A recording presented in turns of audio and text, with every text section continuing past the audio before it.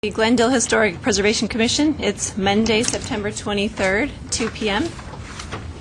And may I please have roll call? Sure. Chair Shire, Here. Commissioner Garpetian, Here. Commissioner Morgan, Here. Commissioner Vartanian, Here. and Commissioner Vidor. Here. Thank you, all present. Thank you. Item number 2 on the agenda is the posting of the agenda, and this was posted on or before Wednesday, September 18th, 2013, on the bulletin board outside of City Hall. Item number 3 is the approval of the meeting minutes from August 15th, 2013. Do I have any comments or corrections on the meeting minutes? One typo I found was on page 3C, Historic District Getaway signs should be Gateway. I prefer Getaway. Getaway was kind of cool. I think we're going to leave that as it stands. Okay. Okay, thank you. Thank you. Any other comments or corrections? Okay, with that, do we have a motion to approve the minutes? I'll make the motion to approve the minutes. Thank you. Is there a second? I'll second it. Roll call, please. Okay. Commissioner Garpetian, Yes. Commissioner Morgan, Yes. Commissioner Vartanian. I was not here, so I will abstain. Sure. Commissioner Vidor, Yes. and Madam Chair Shire. Yes. Thank you. Motion to approve the minutes. Okay, the next item is number 4 is oral communications. This is for this discussion is limited to items not part of the agenda. Each speaker is limited to 5 minutes. The commission may question the speaker, but there will be no debate or decision. And I believe we have one under oral communications. Reg Mardian.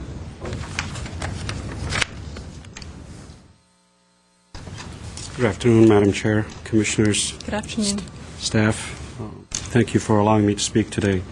My name is Raj Marty. I'm one of the Board of Directors of the Glendale Historical Society.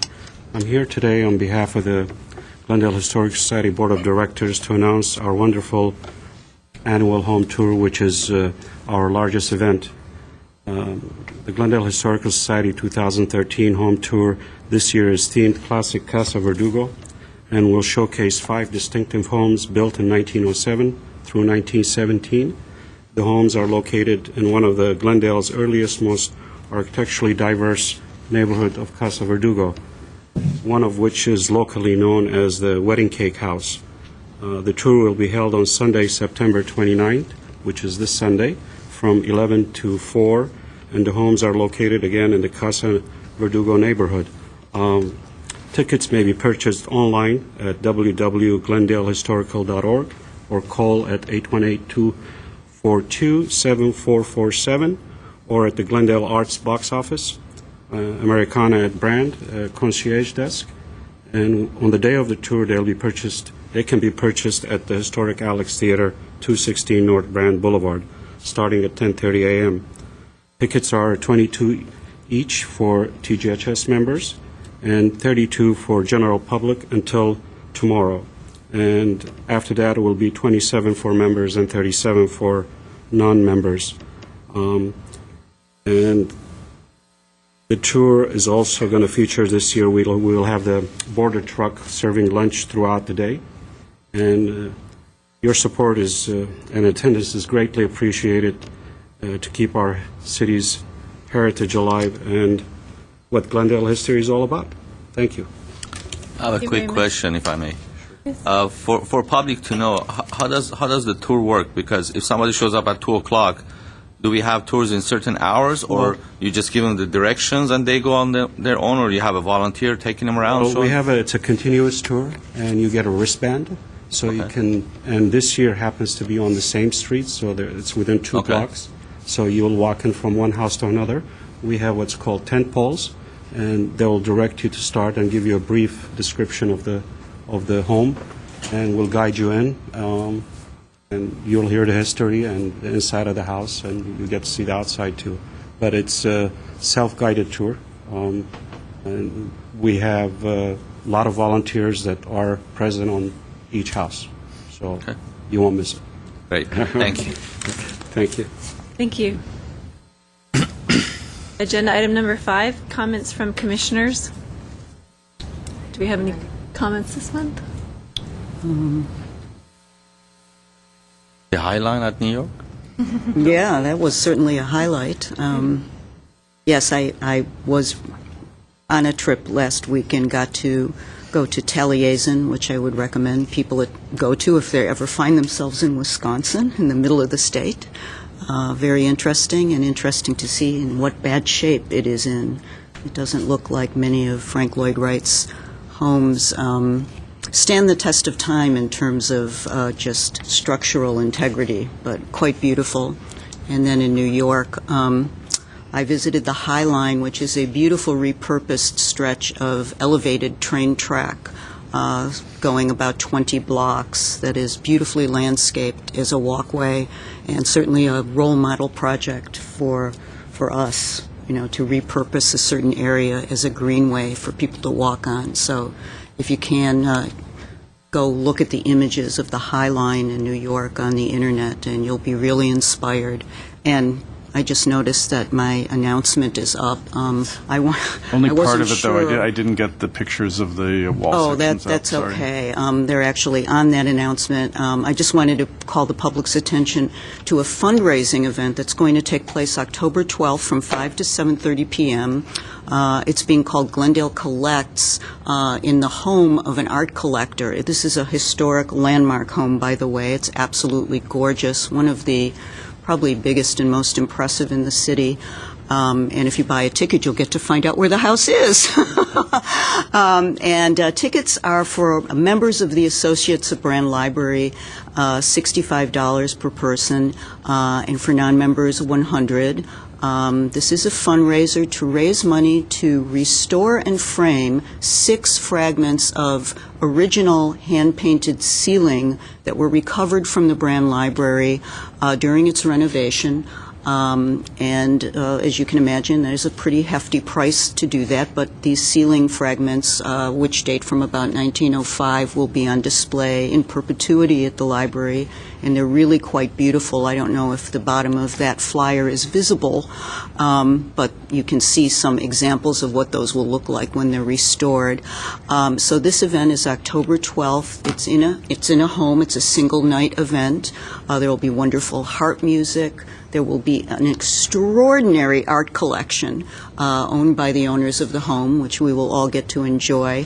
And the money will go for a good cause. This is not a budgeted project in the restoration. You can access tickets at www.associatesofbrand.org.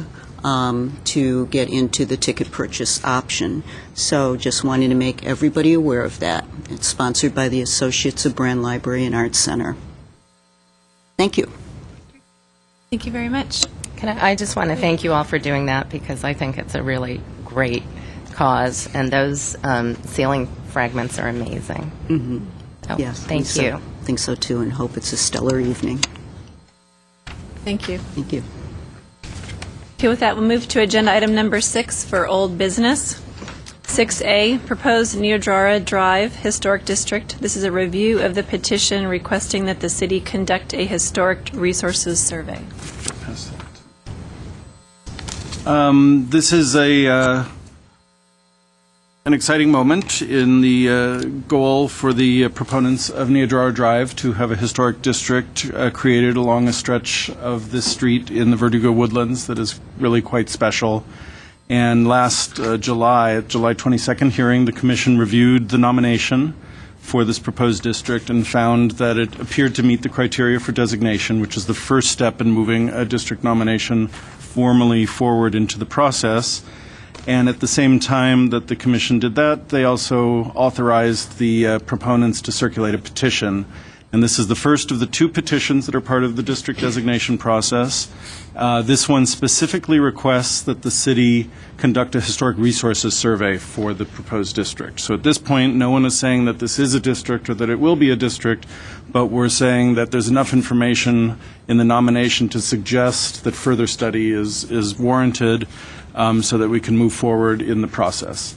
So the applicants brought back a petition that came in on September 9th. It contained the signatures of the owners of 15 of the properties in the proposed district, and I've passed the original copy of the petition for the Commission's review. The requirements under the ordinance for historic districts is that the owners of 25% of the properties submit a petition. So in this case, we're at 47%. So we're well above the threshold for that. If the Commission finds that the petition appears to meet the requirements and votes to move forward in the process, then the city will put out a request for proposals to historic preservation consultants. And I think at the July hearing I mentioned that because of the kind of fascinating landscape and land form history of this neighborhood, we're going to put out an RFP that specifically looks for a firm that has expertise in those issues so that we can learn more about how the landscape here relates to the history of the neighborhood.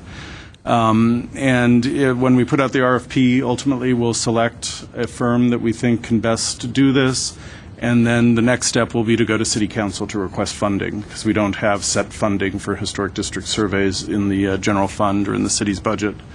In the past, the city has approved funding for our historic districts. At this point, we don't know how much we'll be asking for. It's a relatively small area. It's 32 properties along Neodrora Drive and some of the intersecting streets. So I don't think it's going to be a huge budget issue, but until we get the proposals back, we won't know for sure. So the Commission's job today is to consider just this step in the process. It's a bit of a formality since it's clear that the proponents have more than met the ordinance requirements. And that's our presentation for today. The proponent of the district is here if the Commission has any questions. One of the proponents. Yeah, we have a speaker card for Catherine Yurka. I basically just wanted to make myself available if the council the Commission had any questions. I will say that everyone we approached for a signature did sign it. We gave ourselves a threshold of 50%, and it turns out that there's some question about whether one of the signatories is the sole owner or not. So we had 16 households. It's now 15 after Jay had gone through. And I also wanted to say that we had hoped that the time for the Commission meetings would have been changed by now. So I'm sorry that other supporters from the district weren't able to attend, but with the end of summer and start of school and with people's workloads increasing, you should merely take this as a sign that I have the most flexible work schedule of anyone in the proposed district. So thank you for your time and your consideration. And that raises a quick point about how we, at staff level, look at the petitions. What we do is we first verify that the signatures, and as the Commission knows, when two or more people own a property, we need the signatures of all of the owners. We can't have kind of a split vote in a household. So we look first to see, do the signatures look like they come from different hands? Because in the past we've had husbands or wives sign for their spouse thinking innocently like, oh, well, he or she supports it, I'm going to just sign. And we try to be pretty vigilant about making sure we don't have that happening because it doesn't meet the requirements of the law. And then we also compare the names that we're looking at to the records that we have from the county assessor, which is our kind of baseline for property ownership. And in the case of the one property that we had to disqualify, a person identified themselves as the sole owner when there was another name on the county assessor record, and we didn't believe there was either a death or a divorce or something like that, so we're not sure what the situation is. So that signature very well could become valid for the second petition once we resolve any kind of ownership issues, but to be safe, we just kind of cut those out. I have one question. Rest of there are 32 homes being nominated, and did you approach the rest of the people, or they were not approached at all? We approached some of them. There was one house that I went to probably 12 times, And they were not. and the owner was always gone.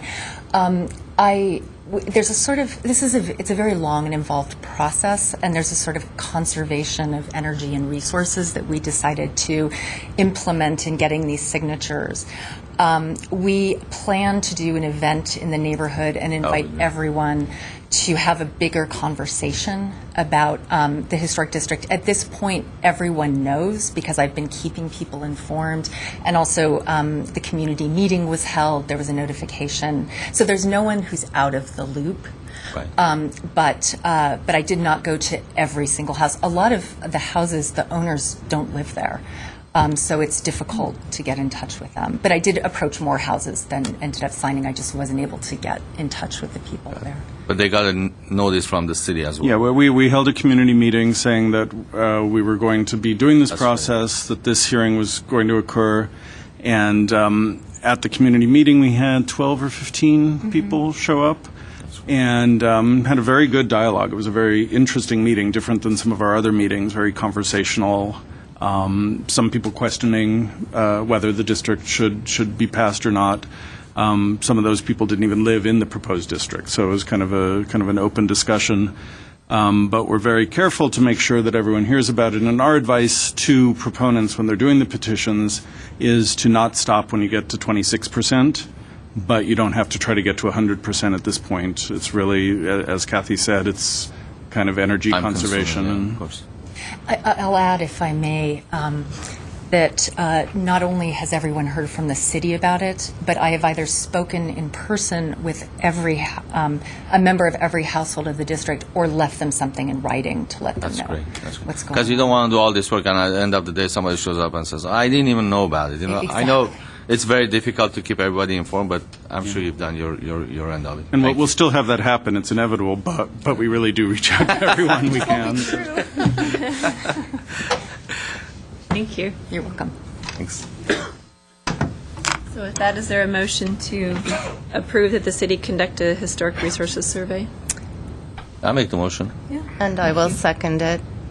Thank you. Roll call? Commissioner Garpetian, Yes. Commissioner Vartanian, Yes. Commissioner Morgan, Commissioner Vidor, Yes.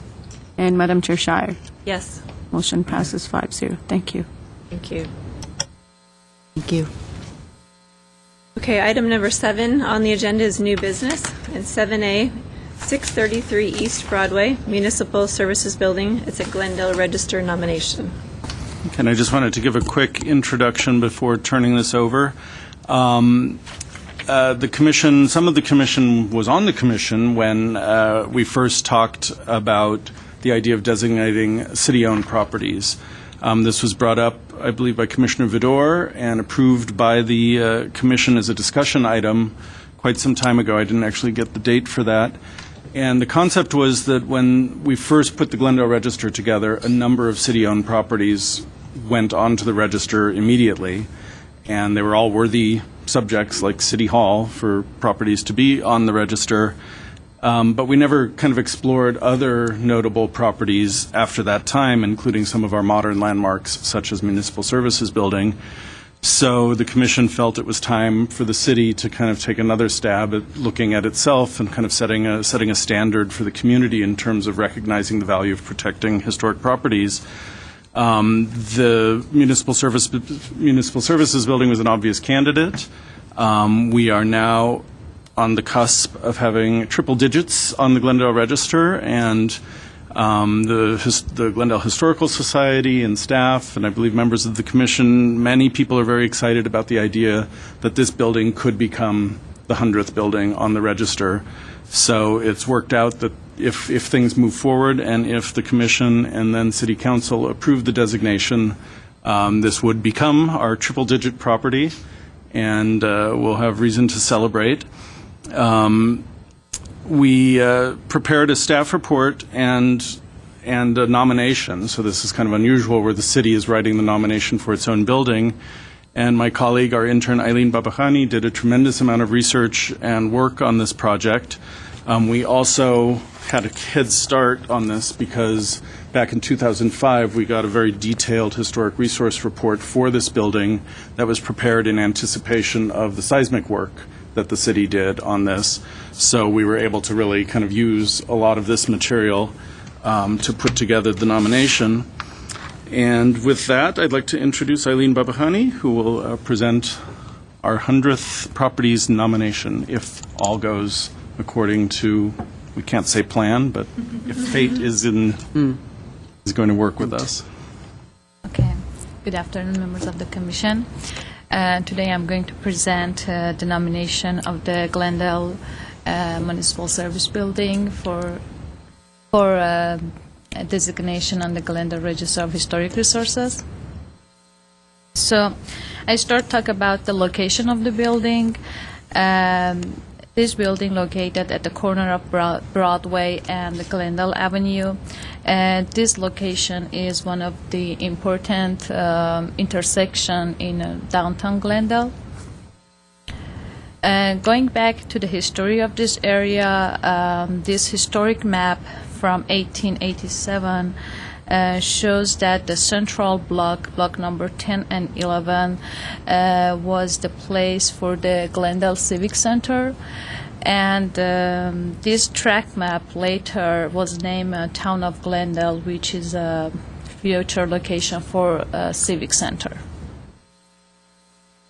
And this plan here talk about the location of different government building in the Civic Center. In December 1962, a development plan approved by City Council to develop the entire city, and there was another master plan to develop new modern Civic Center for Glendale. After rapid growth of the city in 1920s,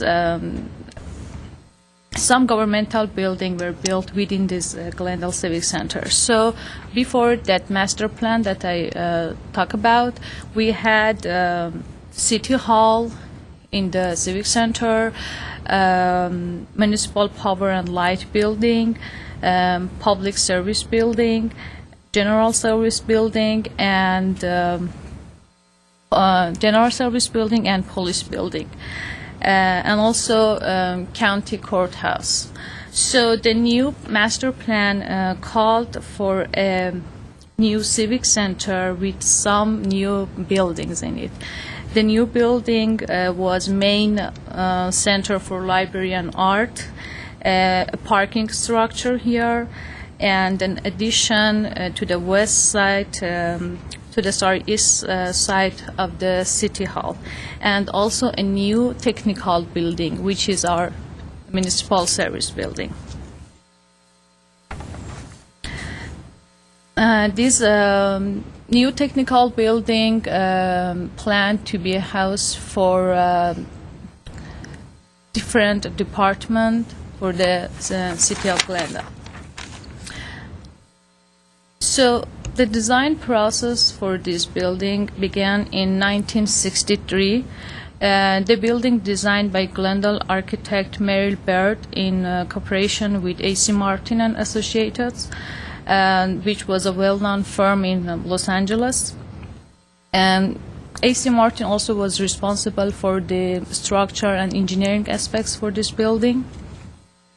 And the specific location of the building, which was the corner of Broadway and Glendale Avenue, provided some good opportunity for the architect to design a building which could outshine the older building around it. So architect Merrill Baird actually made a significant contribute to this building by removing the surrounding column around it and putting building on its four legs. In this slide, you see the city manager at the time, Perkins, admires the scale made for the proposed municipal service building, and this picture showed the mayor at that time, Herman Berner, in groundbreaking of the building. And also another picture here showed the demolition of old building at the site to build a new municipal service building. So the process of planning and construction of the building were headlined in news, and this showed the high level of attention and importance of this building. It was variously described as a futuristic building, unusual, innovative, and fine building. So this is the thrifty drugstore from 1940s. This building, along with some other single-story commercial building, were demolished in order to have a clean place for the new municipal service building. So the municipal service building completed in 1966 at the cost of $1.8 million. And it was reported in the news that at the opening of the building, 150 employees of the city moved to this new building. And this slide showed the celebration ceremony at the opening of the building at the open plaza. So talking about the architectural style and detail, this flat roof, three-story office building designed in a new formalism style with some element of botulism architecture, especially at the ground level where the place sits on its four legs or pilates. The building has a square-shaped plan with a square-shaped opening at the center. And this opening at the center provides light for the interior of the building. The building constructed on a concrete encased steel frame. For the elevation, the building has four similar elevation, which elevation at the south and east of the building are visible from the Broadway and Glendale, but elevation at the north and west side are visible from Landscape Plaza. The elevation feature rhythmic exterior curtain walls made of precast concrete divided by vertical walls and deeply recessed windows. The most notable feature of the building is the legs of the building, which are often called piloti. The building sits only on four piloti, means it's raised on the air, and the only connection are these four piloti besides the lobby, entrance lobby, and floating stair also connected to the ground.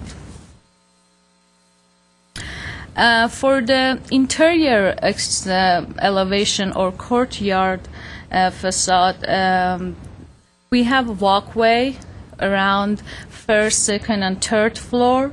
This walkway feature decorative wrought iron balustrade and ceramic tiles on the floor.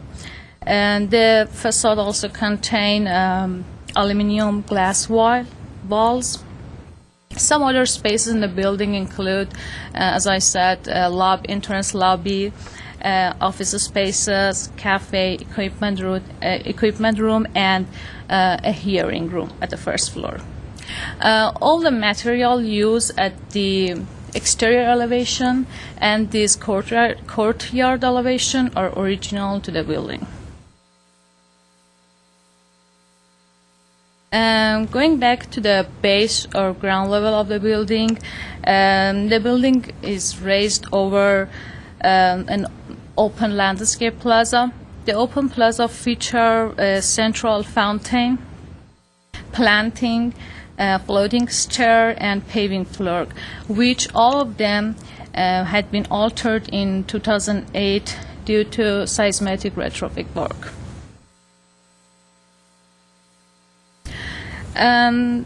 The major alteration for the building was seismic retrofit work, which started in 2007 and completed in 2008.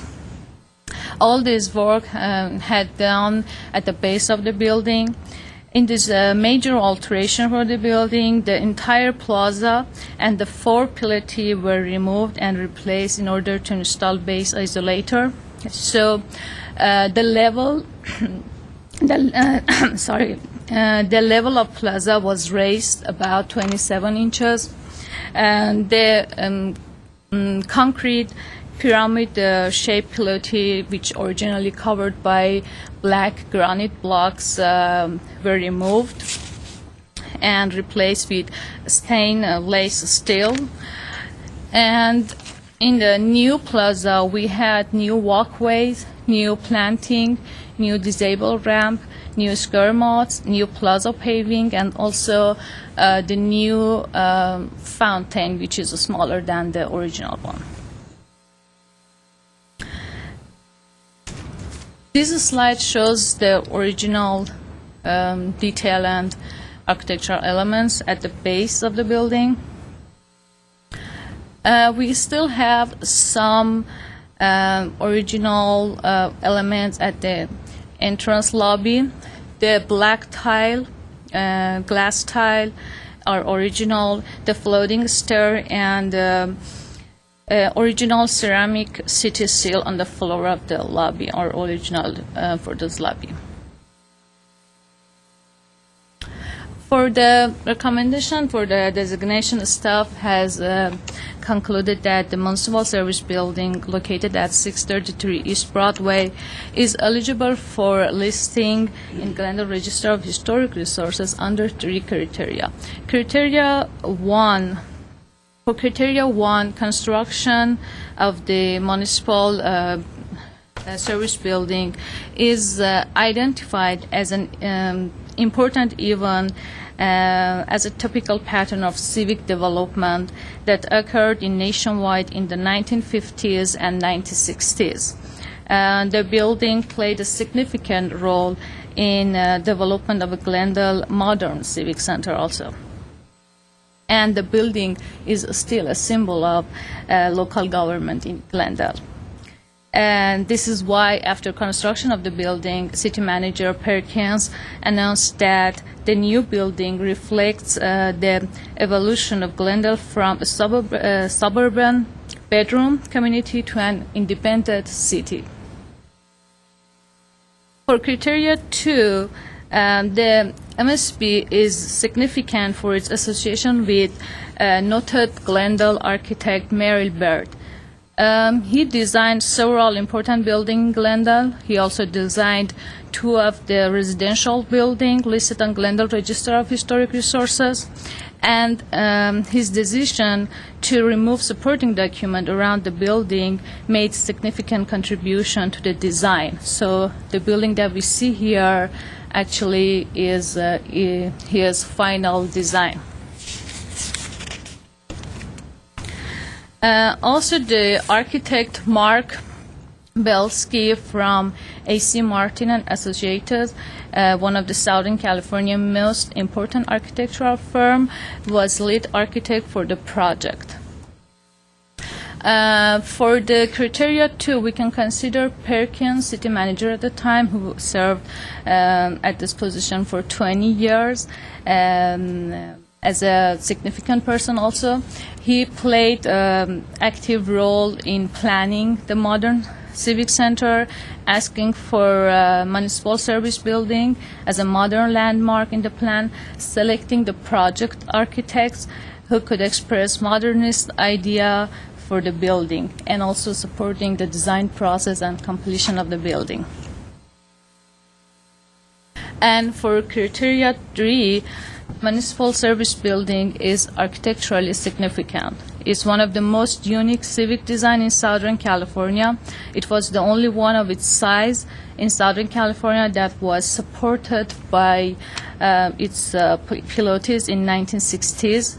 And municipal service buildings serve as an excellent example of 1960s design for its style, architectural details, and use of modern material and construction technologies. That's it. So we recommend designation for the building based on these 3 criteria. Thank you very much. Thank you. Okay, we first have one speaker before we go to our discussions. Raj Mardian. Good afternoon, board members. Again, Raj Marty, and I'm one of the board of directors of the Glendale Historical Society. I'm here on behalf of the board of directors of the Glendale Historical Society to support the nomination of the Municipal Services Building, especially now that we are leading to the 100 building. I think this property and the building is unique, and it defines our movement in Glendale over the years. Thank you very much. Thank you. With that, we'll move to commissioner discussion comments. Sure, I'd be thrilled to comment on this building since I've been living and loving it since I moved to Glendale. But I'm so happy that the Municipal Services Building is going to be the first city designee. I think when the idea of doing city properties first occurred to me, I was thinking about this building because so much had happened over the last 10 years to call attention to it. And I just wanted to bring up a few of those things. I think it was 2002 when the Historical Society, I happened to be president at the time, was approached by ModCom, the Modern Committee of the LA Conservancy, about doing a Your Government in Glendale tour, which they did, and of course that brought a lot of positive attention to this building and other great institutional modernist buildings. And then it was so successful that we collaborated and did another tour, same tour, 2 years later, and had a reception in the corridor of, in the Civic Plaza of the Municipal Services Building, which was a lot of fun. And then again, I think in 2005, ModCom had its 20th anniversary and decided to celebrate that event by selecting 20 buildings in the greater Los Angeles area that should be celebrated and seen. And hands down, the vote was to include the Municipal Services Building in that tour. And we're talking about the greater LA area, which is very big here. And shortly thereafter that wonderful tour, then there was a survey done by the Conservancy, name your favorite buildings, and consistently over time this building always came out in the top 10. So it's not only beloved by many in Glendale, but I think it's also really a favorite of architecture buffs all over Los Angeles County.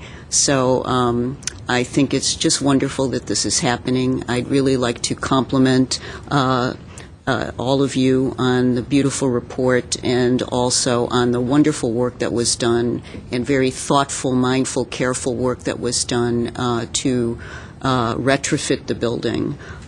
Originally, I dissented against the remodel of the Pilotti because I thought those beautiful swirling shingled Pilotti decorations, the cladding around the Pilotti, were really beautiful, but I've since changed my mind and I can really see now how innovative and respectful the current design is in relationship to the building today. So congratulations to everybody all the way down the line and all the way into the future for taking steps to preserve this wonderful building so we can all enjoy it and be proud of it. Thank you. Anyone else have comments? This will be the first. This will be the first municipal building, but it also will be the number 103. Three-digit one, and I think that's a noble thing to do, and I'm wholeheartedly supporting it. And I will just say, likewise, as one of the most iconic modern buildings in Glendale and throughout Southern California, that I also support the nomination. It's been talked about for many, many years, and I think we're happy to be here. I concur with my fellow commissioners. I'm old enough to remember the building that was here before this building was here. And one cannot emphasize in 1963 when they started to construct this building, it was like nothing we had ever seen. And the idea behind it as a teenager at the time was we were no longer in Iowa. We stood out. We were much better than Pasadena and Burbank. And it was really cool. It wasn't like anything you'd ever seen before. And the sad part is it's been 50 years, and I remember it before it was here. So, but I do support it very much, and I do comment you on the staff report. It's excellent. It took me back down memory lane. So, Yes, thank you for the staff report. That was a lot of work. Yeah, I also want to thank the staff because I think you did a phenomenal job, especially with the photography, some of the old and new, and just really giving a feel for what it's like to walk around the building and underneath a building, which doesn't happen very often unless you're in a parking garage. And I think the views and the vistas you gain from that is phenomenal, so I think you did a really good job representing that.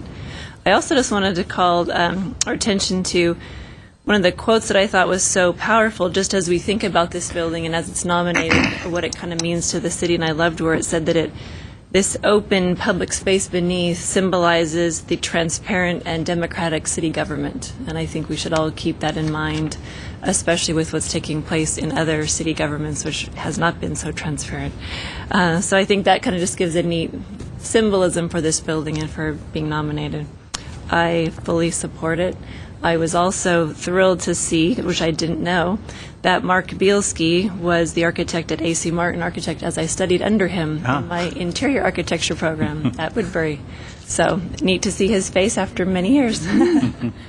So thank you. With that, do we have a nomination or a motion? I would love to, and am thrilled to nominate, to accept and validate the nomination of the Municipal Services Building to the Glendale Register of Historic Resources. And recommend it to City Council. And recommend it to City Council. Thank you. I second that. Is there someone to take a roll call? Oh. Sorry about that.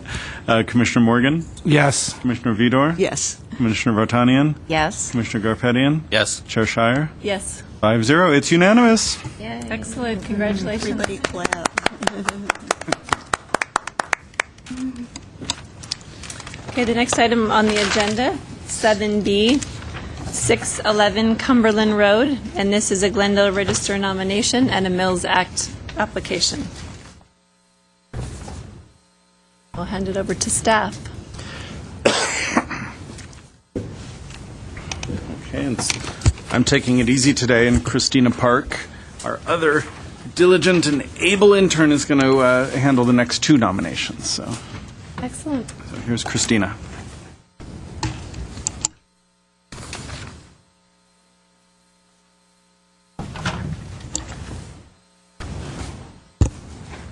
Good afternoon.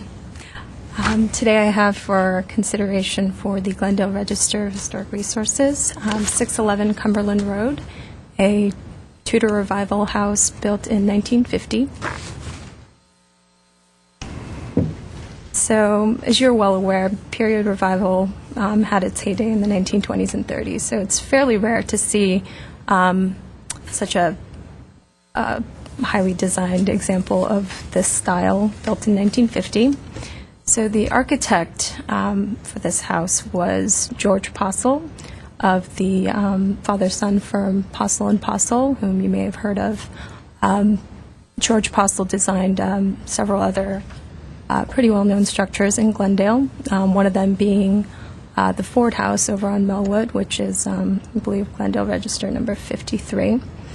So this house was one of his later commissions, and to me it was pretty unsurprising that he had designed it in this style that sort of harkened back to an earlier time, a time when Glendale was really having its big boom, residential boom.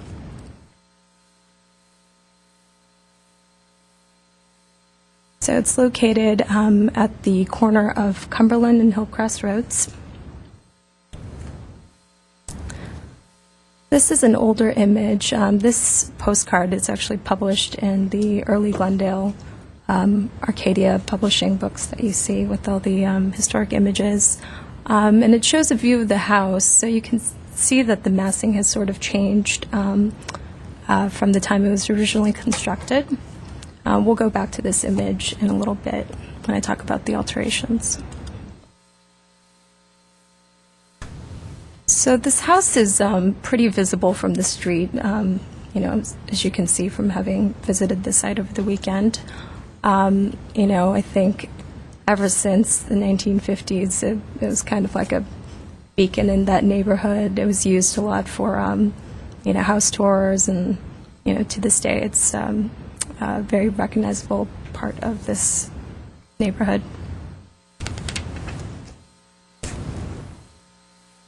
So the main facade is dominated by this large bay. It features brick wainscoting, metal roof, and leaded diamond panes. So really the big thing that you notice from the front facade is this huge front-facing gable clad with brick. The entry is a Tudor arch. It's deeply recessed, and I have a photo. This wood oriel window abuts the horizontal wood gable end at this front gable. Just below it is a band of vertically oriented wood casement windows. So moving around to the other side of the house, there's another large front-facing gable here. The finish here is smooth stucco. Just next to it is a hip dormer with diagonal wood siding. Just below it is a sort of a shed roof extrusion, also with brick wainscoting. So talking a little bit about the 1987 addition, so what's happening here, it took a little while to figure out what was going on, just comparing it with the old photo. So it appears that this section was an addition to the master bedroom that was done in 1987.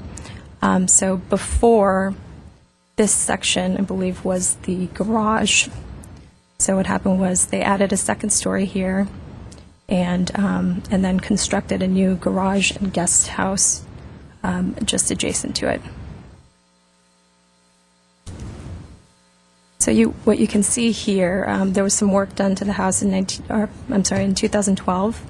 There was a little notch in the roof that was left visible from the 1987 construction. What was done in 2012 was a smoothing out so that this little notch is now gone.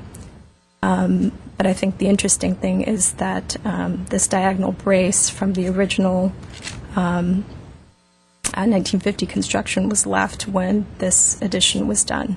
So you can clearly see where the addition is located.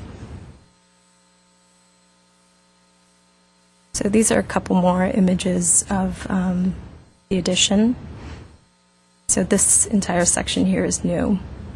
And so it looks like, 1987. I didn't mean it was 2012. So this chimney would have been visible all the way down to ground level. So it's partial. So this addition was done in 1987? Yes, this. The house went through two kind of phases of additions. 1987, the second floor was expanded at the master bedroom, and a small kind of guest room, I think, was added to the far side of the garage. When the second floor addition was built, it was built on top of the first floor of the house, but the garage was already to the side there. So that chimney would have still disappeared into the roof the way it does now. Okay. And so moving around to the rear of the house, this is where the guest house is today.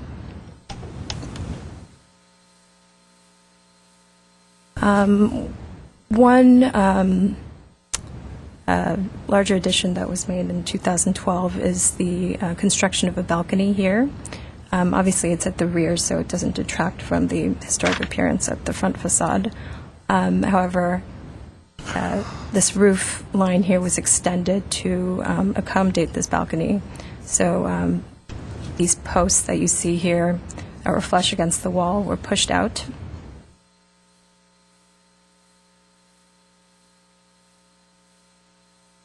So there are a few more views of this backyard, courtyard area.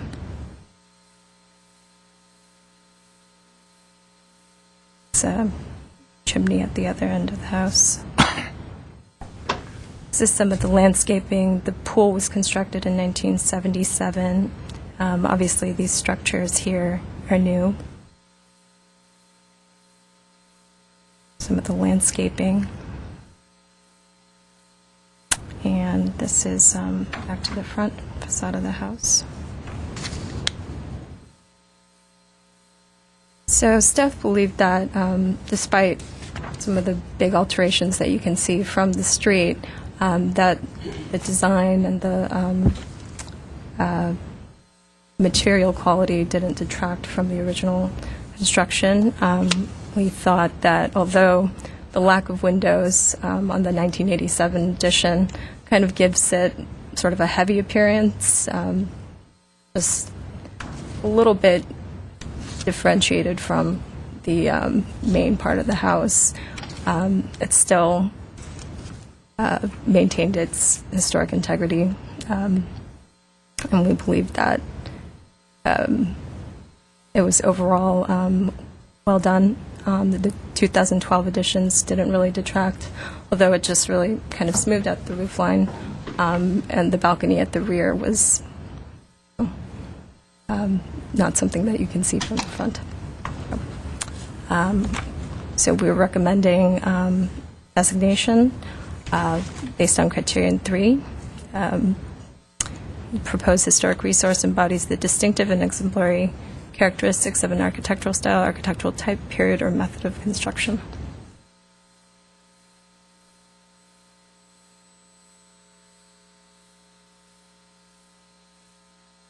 Could you talk a little bit about the recommended name? Based on the original owner of the house, Oliver Webb, we are recommending it be called the Webb House. So to talk a little bit about him, so his family was the second owner of Glendale Hardware. So they purchased the business when they arrived in 1912. Originally it was founded in 1906, making it one of the oldest continuously operating businesses in Glendale. Now it's known as Virgil's Glendale Hardware, following a 1970s merger. So the applicant had suggested that the property be found significant under criterion 2, but staff believed that despite, Glendale Hardware is obviously a significant business in the city, we believe that because he was really kind of the second or third owner, really, that we couldn't really find a basis for significance on that regard. So you're not recommending to call it the Webb House? We are recommending to call it the You are? Webb House Okay. because he's the first owner, but not finding it significant. Got it. It's the commission's policy to name, we have kind of a hierarchy of naming, and if we know the original owner's name, we try to name it after that original owner, but in many cases, we can't find that that person's significant, so, but we still use the name.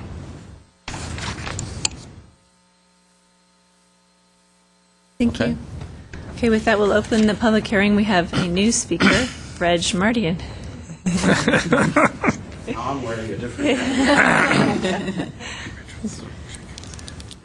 Thank you for allowing me to speak. My name is Reg Mardian. I represent the owner, Vicky and Garo Kirkajian, in this matter.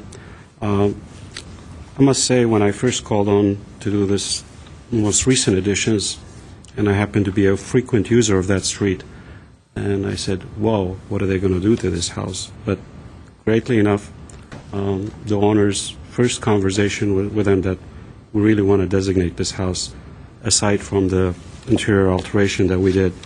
And I did also, just to help you out in the alteration, provided some plans to you, and you should have it in your packet, which clearly shows the stages of the addition. I'll go back to the porch if you want to put that slide back. There were additions at the early on, before the 80s, where the porch actually was there, and they enclosed the porch, and they created several different ceiling heights, and we felt those ceiling heights should be, corrected, and it was just done randomly, and we corrected that, and we brought the porch back to what it's meant to have, and not having, what they did is fill in the porch. That's why you had those posts flush with the walls. And we extended the porch out, and also the roof line at that area had a tweak that wasn't proper, and we corrected that also. And during that, we kind of refreshed the building, and replaced some of the wood lap siding that was deteriorated, was really damaged. And due to the neglect over the years, we really refreshed this building and rehabbed it back to what it originally was. And if you look at that old picture that I found in the Glendale News Press, The mass hasn't really changed drastically except for that addition that was done in the back. And I felt that little notch that you see there, or the drop on the eave line, I think that was a mistake because it doesn't occur anywhere where that addition occurs. But it's defined by its, the diagonal half timbering. That's where the building ended. And the garage is in the original place. For a fact, I know that because I have the all original plans which are with me today with Postal's name on it. And the garage was there. The addition was the guest house, essentially. And during this process, the roof was really in bad shape, and we replaced it. And we worked hard to find a roof that really resembled what the building should be. And other than that, we really brought this building to life, and we hope that you support the designation. And if you have any question, I'll be happy to answer. Are there any questions? Okay, go ahead. Speaking of the roof, the original roof was wood shake, right? Yes. And the material that you have right now is concrete, but it looks like Wood shake, correct. because when I visited the site yesterday, and when you look at the building, you still think it's wood shake, but it's actually a concrete material, which is it fooled me, and it's not easy to. I'm not easy to be fooled, but The technology has evolved. Yeah, Those are lightweight tiles, concrete tiles, and they're meant to resemble wood shake and the texture of wood shake. Okay. Now, the color is not exactly the same what it was there, but we couldn't get there. I mean, it was impossible to match the color. Any other questions? I have a quick question. I was wondering if you could speak to the thought process behind the addition of the balcony in the back of the house. Is it a functional balcony? It's a or- functional, it's just a small balcony to step out from. That's actually the new portion of, that was the portion the addition was done on the second floor. And if I may go back and bring you the original plans, it had a balcony, but it wasn't on the right, it was at the corner of the building. And we thought we'd create the balcony, and also, the master bedroom needed some little access to that part of the house, and we felt, it doesn't distract from the architecture. So I'm sorry, that second level addition in the back is also from 1987? Actually, I would say where the light on the second floor light fixture is, that's where, or the edge of the door, that's where the second floor ended originally. So, Okay, so the bay window on the right or the Was added. north was added. Right. And there was a corner balcony there before where Right. okay. If you allow me, I'll bring.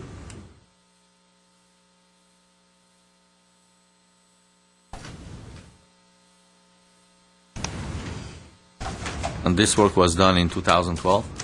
This one is 2012. These are the original drawing of the architect's intent. Yeah.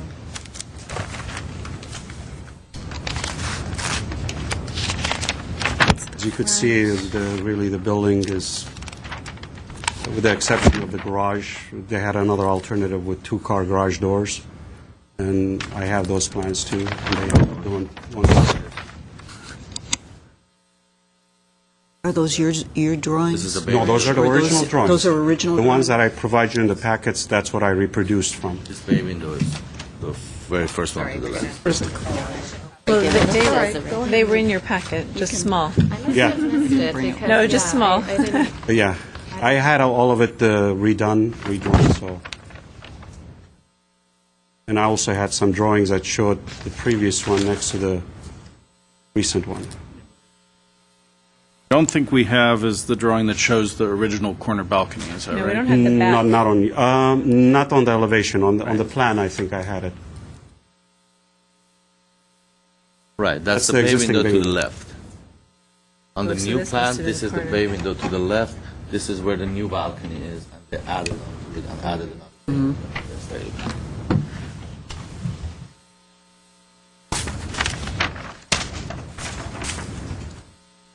We're lucky to have these drawings, actually. Yeah. You're representing the owner today, correct? I noticed in the Mills Act that they have in their contract replacement of the garage doors. Yes. is this the design that? I was going to suggest And that because that was the original architect's intent, and we'll try to get as close as possible to it. Let me just pass that down for the other commissioners. That was my first initial reaction when I saw the property. I said, the garage door has to go. Yes. Agree. And now we have an addition on the garage, an extension. With those, the extension is on it. But those drawings would represent the original garage doors. Correct. See, Could be I have the replaced. plans that show two-car garage doors, but on the elevation it showed one-car garage door. So there were some variations going on Not at that design time. options. Yeah. Are there any other questions for Reg? Want to see these?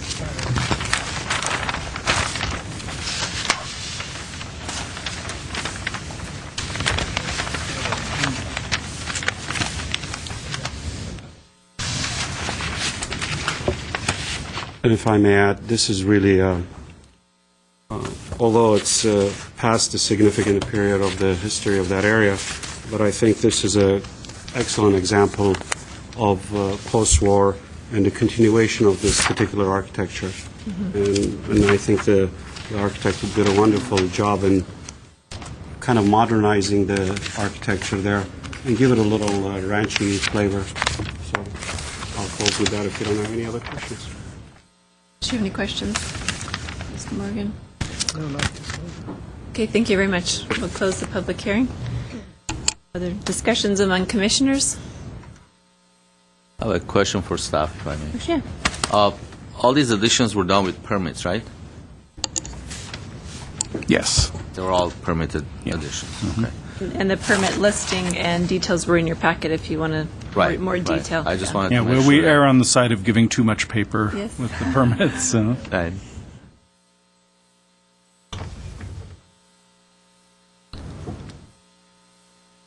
Any other comments? Well, the owner's not here, but the owner is here. Oh, okay. Oh, okay.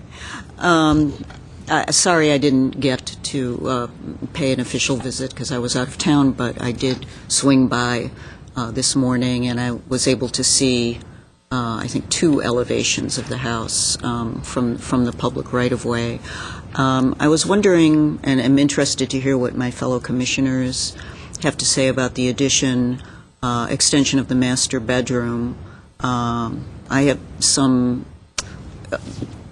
When I looked at it, I had some concerns about the appearance of that in terms of the massing and the verticality of the repeated half timbers. That just, to me, it looked a little bit discordant.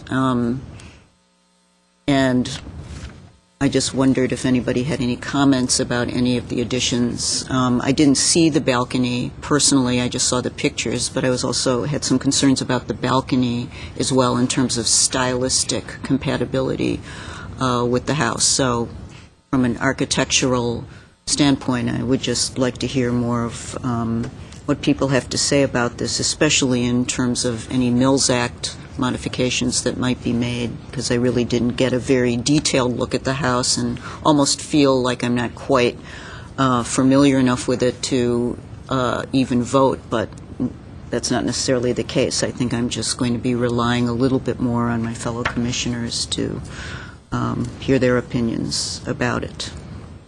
And what was your concern about the public, the view from the public right away on the addition? That it's visible from Hillcrest, if I'm not mistaken. Yes, it's on the Hillcrest side. I think it was the massing without window breaks and the repeated verticality of that many half timbers. A Tudor style timbering array looks a certain way and feels a certain way when you look at it, and this looked, if you just looked at this section of the house, it almost looked contemporary, or it didn't quite look compatible in some ways with the rest of the house to me, and that was just my impression.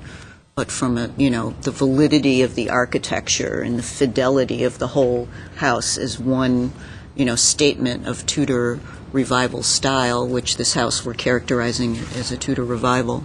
Do you have can you Comments, display that discussion. that photo of that section of the property that shows before and after?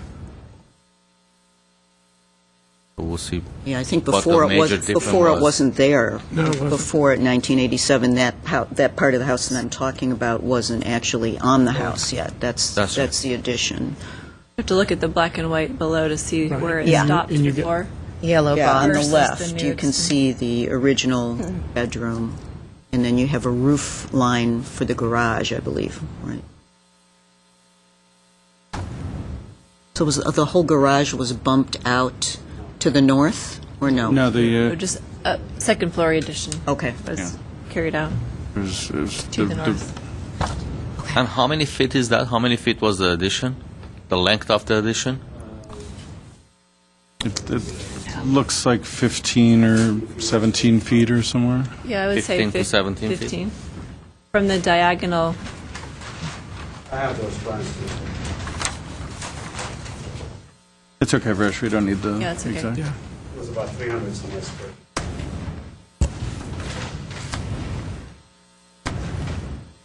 Yeah.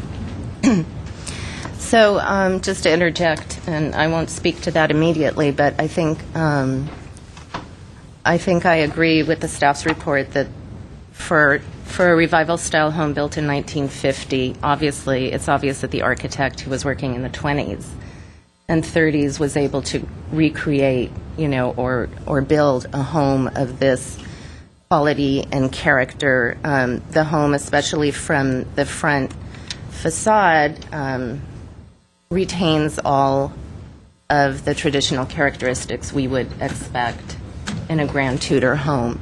And I believe the front facade has basically been untouched, if I'm not mistaken. I also think it was interesting I think it was in the house biography where it was mentioned that the owner's father was a native of England who came to the U.S. in the 1870s. So, that would have accounted for the interest in doing something in the Tudor style that late in time when we're in 1950. I have to say that I myself am still a little on the fence about the east elevation, the addition. I guess one of the tests for us is if this were to come before us today for that addition, would we approve it, though I'm going to guess. Yeah, no, sorry. We're looking at a Mills Act.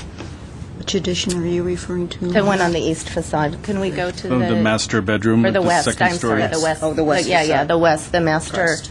Yeah. I mean, so it is.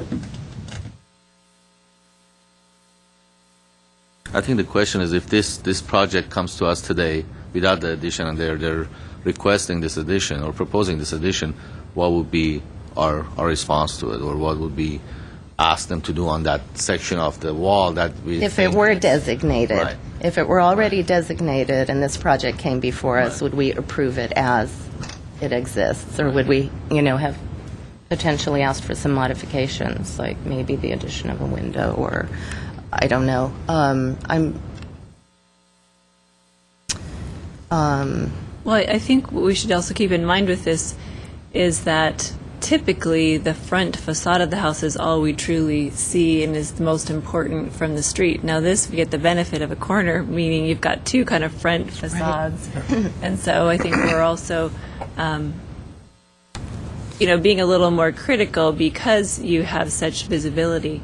I want to back up just a little bit, first of all, and say I really enjoyed going there yesterday and seeing the heart and passion of the owners and the care they've taken with this home and to preserve it and to replace wood down to exact dimensions and sizing. And I do feel that they're taking amazing care of this home. And I think they're trying to do the right thing for restoration, which I was really impressed with. And I'm sure also with the counsel of their architect. Although the additions bother me some, I think they are fairly respectfully done. And I think because we're also looking at a more recent time frame, I think I would have preferred another window put in there or another cross piece of wood on that long second-story addition. However, I don't think it would deter me from nominating the property.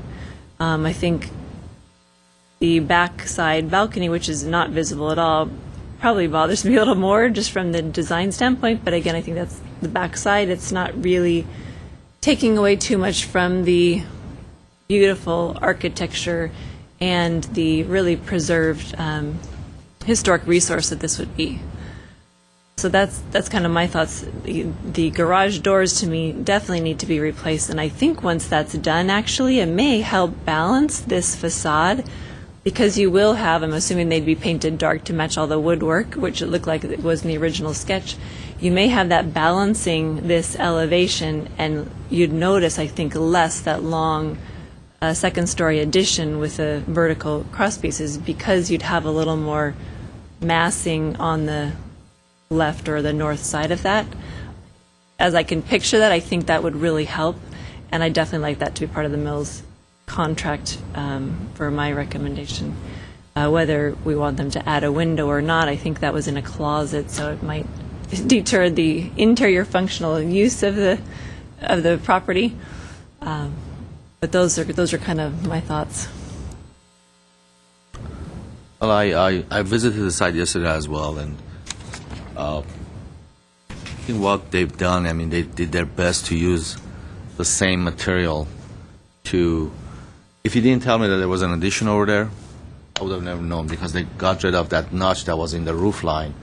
So it's all uniform right now, and the roof material they used, it blended everything together, because if you do half and half, a new roof and an old roof, you can easily tell where the addition is. But with them using the same kind of material, the same exact size and same shape and same style, I think they did their best to comply with the design of the house and bring everything back together, if you will. On the rear portion, again, the balcony, I understand, I have the same feeling, but I think I can overlook that because it's not visible from the street, and it's only visible from their backyard. But on the street side, I think I don't have a problem with it, the way it is. I mean, adding a window to that section, it may help, but you have to always look at the functionality. I don't know if it's their bed wall or if it's part of the bedroom that they have a closet in right now. I don't know what that is right now, but I was in there. I didn't go through the entire house. It was a beautiful house. I was mesmerized by the beautiful artwork that they had. But I think I can live with this addition, especially it's done with permit. That's what I was asking for, that all the additions on this house was done with permit, and it's all legal additions, basically. And I don't want to imply that I was suggesting that we recommend a window be added. I was just suggesting that if this were just coming before us today, that we might, suggestion might be made if we were starting at square one. And I know Commissioner Morgan hasn't had a chance to speak yet. The things that you have suggested, I am bothered by the addition, but considering the fact that you really can't put a window in there, but it does separate the new addition from the old house itself. From Cumberland, the house is exquisite and beautiful. And like the chairwoman said, we're allowed the chance to see the side of the house also, which it has two fronts. It would be nice for it to look a little bit more like the rest of the house, but considering what they had to do and the fact that the owners, and I want to thank the owners for taking me through yesterday, one has to appreciate when you go through a house sometimes and you listen to the owners and their love for their house and the work that they do for it, and the fact that they not only did they go to Mr. Mardian and they came to the city to make sure that they were doing all the correct things to keep this house the way it was when the Webbs first lived there. I have to honor them on that. So I think you just kind of have to live. It would be nice for me to have a window there, but then like I said, it shows that that's the addition. It's not part of the house itself. So for myself, I sometimes need to go back to the standards, and so I'm just going to read from the standards where a rehabilitation project must be determined to be consistent with the historic character of the structure and, where applicable, with the district in which it is located. I think the additions do that, and that the new work shall be differentiated from the old and shall be compatible with the massing, size, scale, and architectural features to protect the historic integrity of the property and its environment. So I think, the addition that's visible from the street, I think I can agree upon, because we do have the cross beam, and I think it differentiates, and perhaps the massing itself somewhat differentiates that addition. As all of us, I think, have expressed, I do have a little trouble with the balcony in the back, but again, I think that could be said to be differentiated as clearly a new element. You have to draw the line somewhere, though.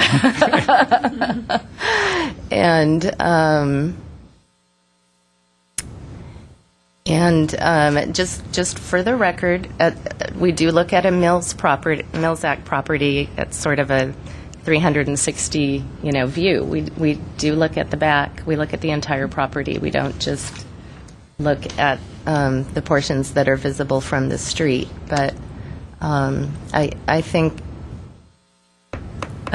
based on that, I will be able to support the nomination. Are there any other comments, or is there a motion? I'll make the motion for nomination.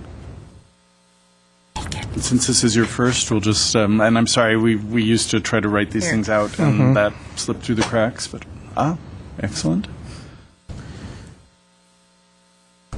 I'll make the motion that commission recommended to the city council that the property at 611 Cumberland Road be designated as historic resource in Glendale, the Glendale Register of Historic Resources, based on the findings identified in the staff determination.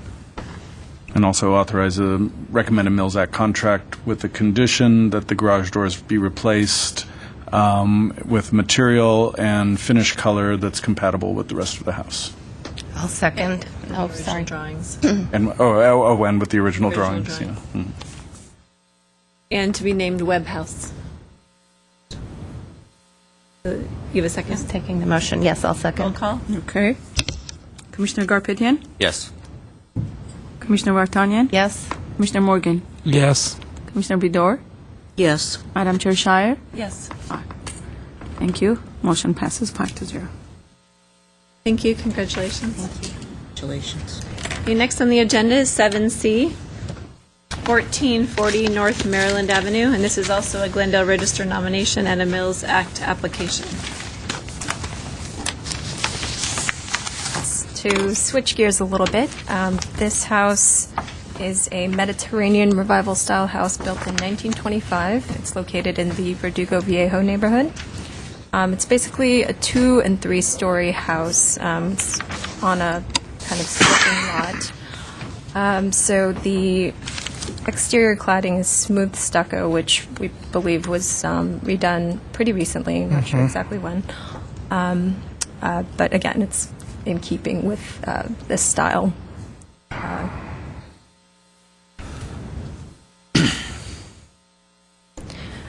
So we were able to, with the help of the owner, get these 2 aerial images.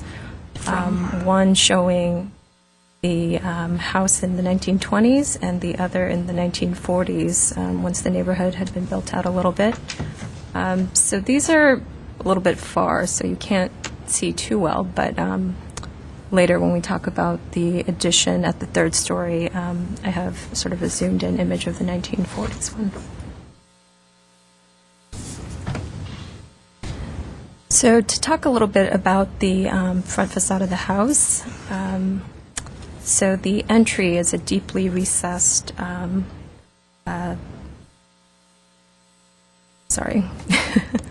the door is deeply recessed, and the entry terrace is covered with a wood arched canopy. supported by carved wooden corbels. I thought these light fixtures that you can see throughout the house were very nice. They may or may not be original, but they're certainly in keeping with the character of the house. The entry is accessed by a long concrete staircase. These low stepped stucco walls are probably not original. So just adjacent to the entry is this really nice vertically oriented inset window. It's fronted by this wrought iron balconette. This is a view from the interior.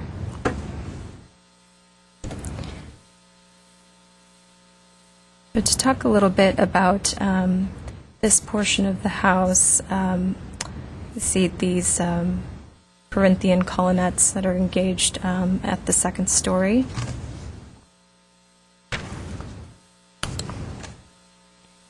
This is where it kind of gets interesting. So this garage is original. That was really nice. If you look at the second story loggia, it's an open area with arched openings and Doric columns. This third story, we believe, is not original. If you look at the old photos, so it looks like this was a flat roof here, and early on, it was partially enclosed. We're not exactly sure when the entire area was made into a third story. If you go inside the house, you could kind of see where the arched openings kind of like see where there should have probably been more room between the ceiling and the top of those arches. This is another view of this alteration here. You see how the roof, it kind of wants to be a flat roof, but it's a little hipped. You see where the mortar is very visible. This is the addition from the south side of the house. So this is the comparison photo, if you can see, where this looks like it was sort of a terrace area. It was certainly not fully enclosed the way it is today.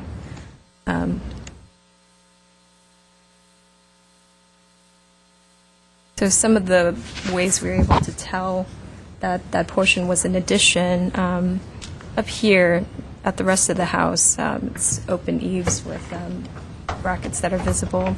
Here the eaves are boxed, a little bit different.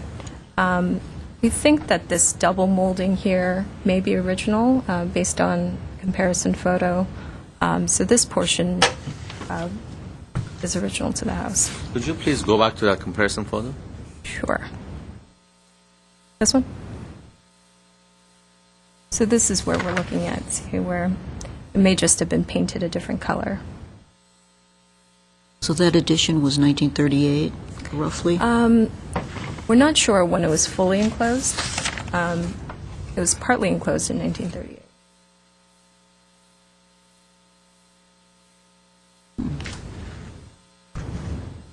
Also, Just the way we understand the addition is that this wall that we see here, which is facing east, was originally a window wall of some sort. We don't know that it was exactly this wall.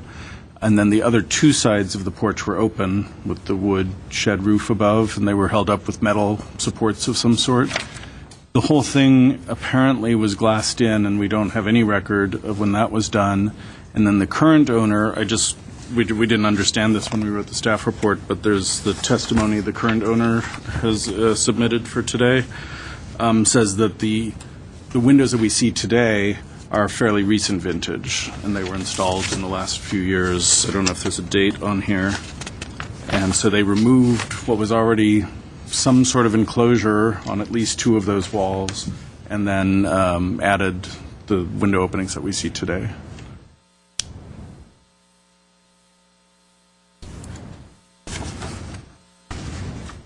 this is a view of the detached garage that was constructed in 2004.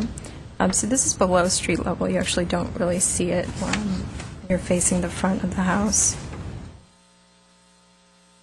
These are some views of the rear. There's a small addition over at this end of the house. This bay, we believe, is probably new. It's covered by a short bay tile-clad shed roof. And this is the 1991 addition, just a flat roof, small addition. Again, at the rear of the property, not visible from the street.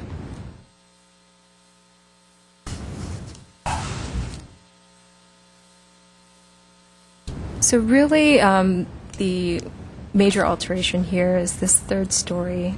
And based on our research, so it took a while because we could see the permits for these early porch enclosures initially. I mean, we weren't even sure where that porch might have been. And it turns out from these photos that it was up here. Again, though, it seems to have been early. To me, it doesn't detract so much from the historic nature of the architecture here. To talk a little bit about the architect, Harry Pierce, he was really well known for his church architecture. He was responsible for a number of pretty well-known churches, not just in Glendale, but throughout the city, throughout the region. And later on, kind of got into a little bit of modern style. Glendale, North Glendale United Methodist Church, sort of a Gothic modern style. I thought that was pretty interesting. Any questions, Commission, about the alterations here? Is that the end of your staff report? Yes. Okay. Jay, do we have the owner that would like to speak today, or just the letter? We have the letter from the owner. I don't believe the owner wasn't able to be here, and his wife has asked us to kind of share his wishes with the commission.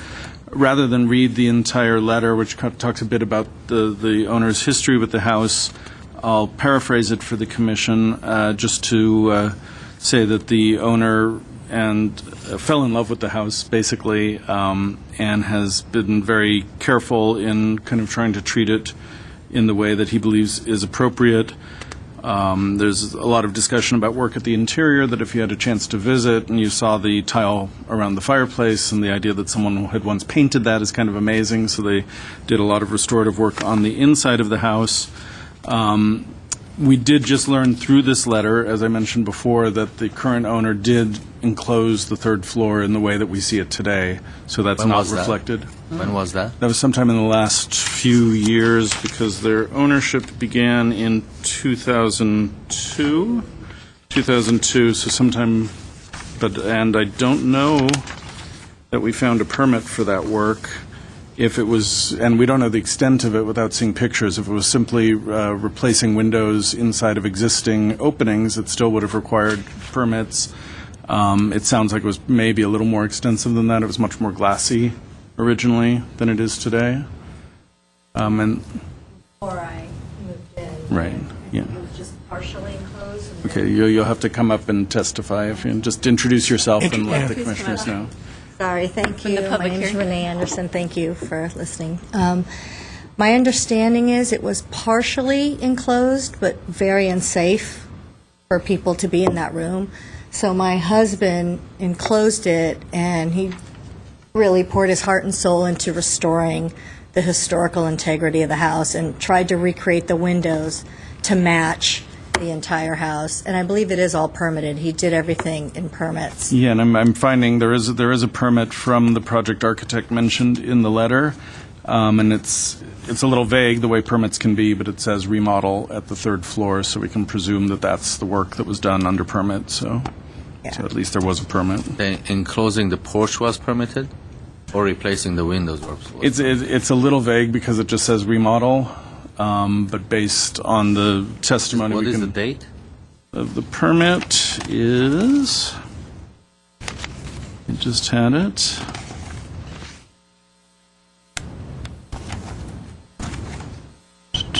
I've just lost it, so.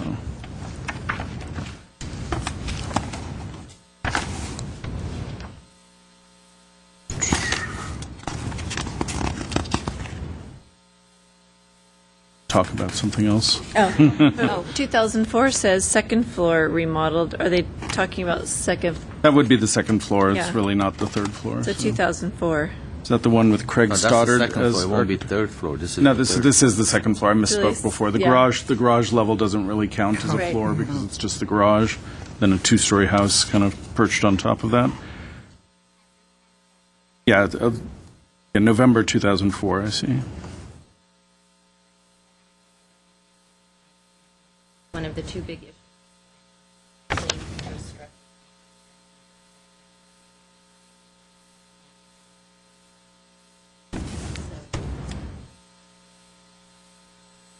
Yeah, it sounds like something happened. We do have a permit for the roof being built over over the former roof area, so a new shed roof. 38. The east wall was built at that time, and then the south and the west sides were open, and the roof was supported by iron steel columns of some sort.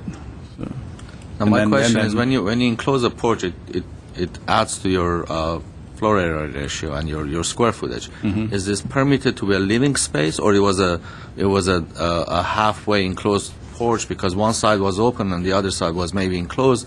I don't know if it was done with permit or not. I think when we're getting into Mills Act, we need to be very careful as to if this structure.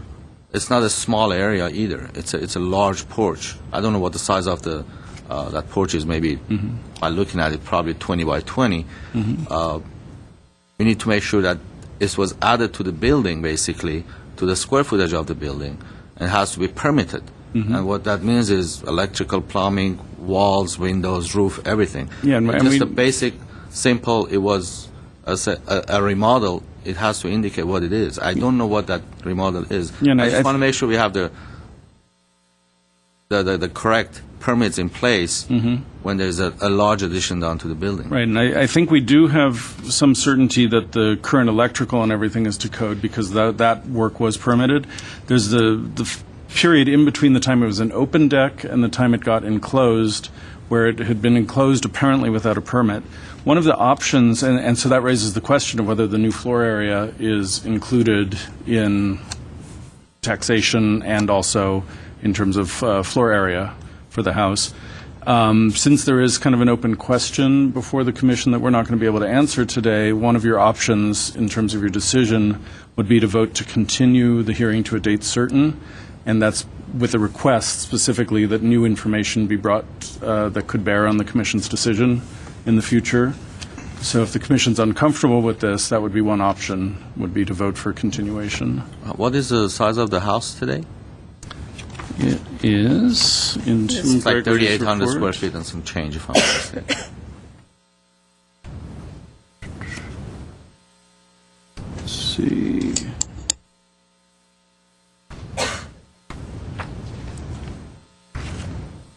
I am not seeing the square footage.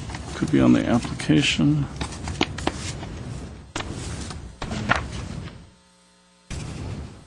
Yeah, I don't have it easily found.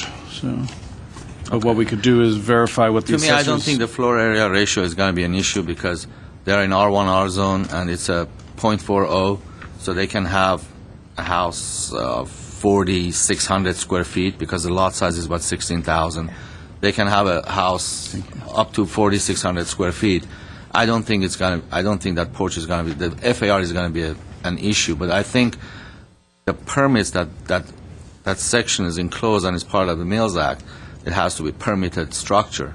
Otherwise, Well, How- Yeah, it the is. work is permitted for the recent work that was done. There were 3 generations, actually 4. First, it was an open roof, then a roof was put over it with a permit, then that whole thing was enclosed at some point, we don't know when, probably without a permit because we can't find that history, and then sometime since 2002, the current owner did get a city permit to rebuild those walls, put in the windows, and at that point, we can, and this I can't say for sure, but generally, the inspector would look to see that the work in that section of the house was permitted. Again, we could go back to the records and verify that if the commission's uncomfortable. So, personally, that's my personal opinion. I think we need to have a clear idea as to if this entire section is permitted or not, because it could have been, the roof could have been permitted But if the walls that are installed lately, or the windows, or everything else that was done, and it was enclosed and it's part of the square footage of the house now, if that portion is not permitted, then I don't know how can we get into any contract with them. Yeah, And I want to help the, It is, yeah, and we'll be happy Or is that- to help any way we can. The owner may actually have the drawings from that work, which could help us. If we can't find them, we may not have all of the records digitized from, depending on what year the work was done. it was after 2002. It's there. It should be there. Well, not necessarily easily found in our current digital system, but yes, it should be somewhere. We found the square footage. It's 3877. So you're right. It's probably not an FAR issue, but we could also verify that. Right. And also, if I may add, the roof is all 100% original with dowels, not nails, and the lawn. If you look at the house from the 20s to now, it looks virtually exactly the same, untouched, except for the addition. But he made the windows to match the house exactly, so it's almost virtually unchanged from the 20s. I have a question. Your husband mentions the ill-conceived cement parking area at the bottom right portion of the property needing addressing. What?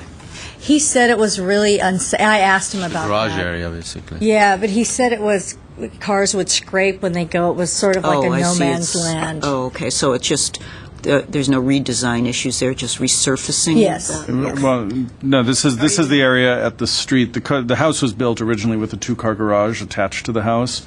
It seems there was a concrete pad just at the lower corner of the lot that maybe was used for parking or something.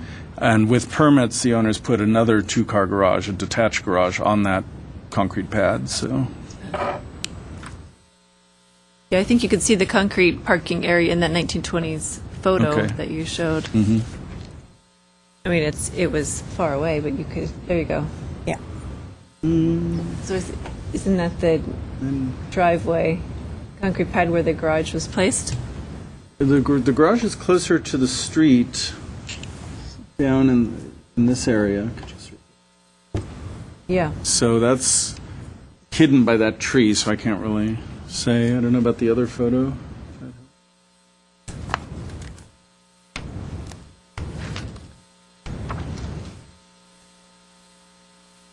Looks like the landscape wasn't completed at that point. See?